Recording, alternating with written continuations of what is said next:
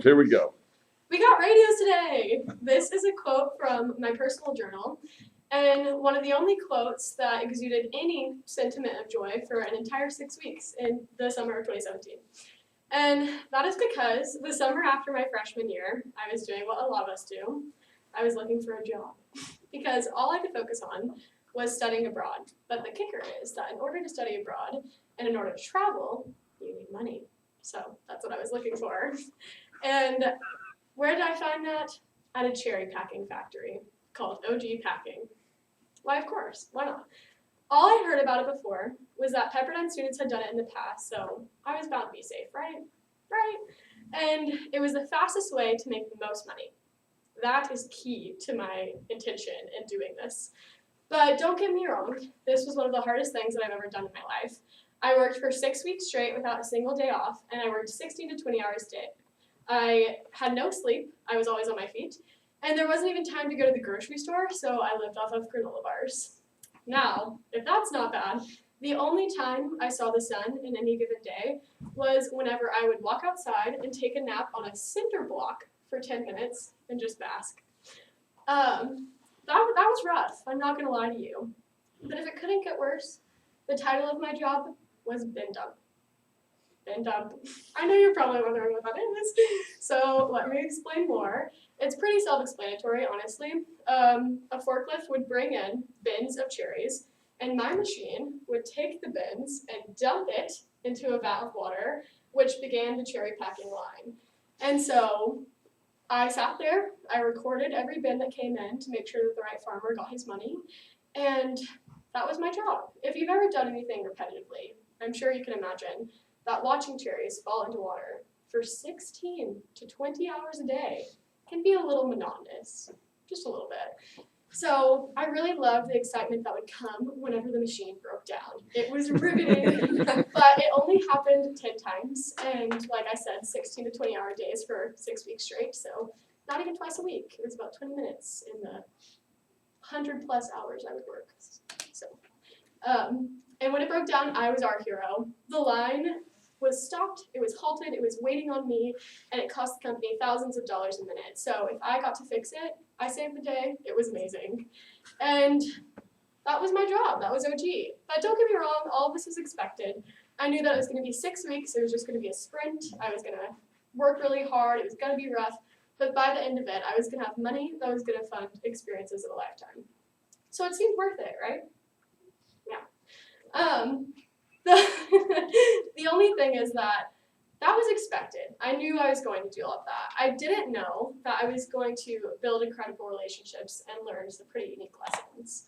Earlier I mentioned the vat of water that the cherries would fall into, but what I didn't mention were 2 women who stood on either side of this vat of water, physically beneath me, and they would scoop leaves out of the vat of water all day. So you could argue that they had a more challenging job. They were physically scooping all day long for 16 to 20 hours a day.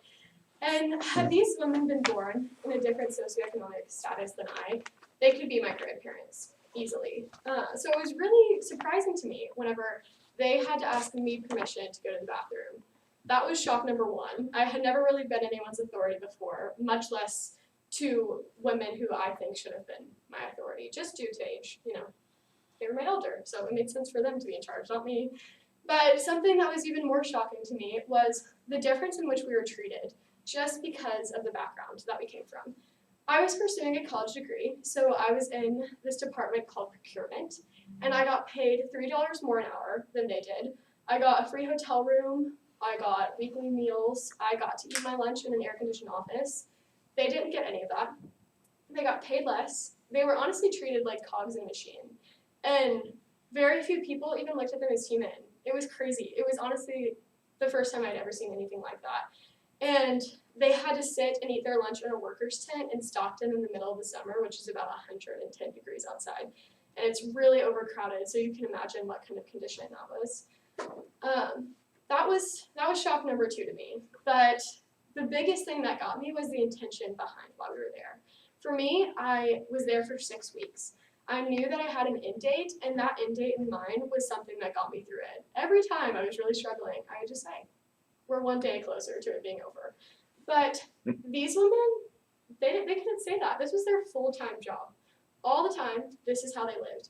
And when I say to this day, I genuinely cannot comprehend how you could even take care of your body, how you could live any kind of life working those kind of hours full time. I honestly can't comprehend. Like, I have no clue what their lives look like doing that.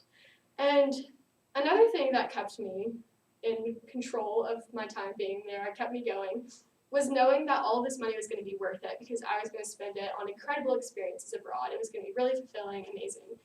These women didn't have that. They were some of the only members from their family who were able to come to the US to work. And so they worked tirelessly and didn't even see the fruit of their labor. They just sent all of their money back to their families. And that is still one of the most awe-inspiring things to me. It was just absolutely amazing thinking, like, this is my life right now, and I think it's horrible. It's my personal hell, but they were rejoicing in it. They were so grateful to even be there, which I can't fathom, but I was inspired by. I walked away from OG with a deeper sense of gratitude and a stronger sense of purpose than I'd ever had before. And I think it's safe to say, even though it wasn't the most joyful time, that I got a whole lot more than just some radios. Okay.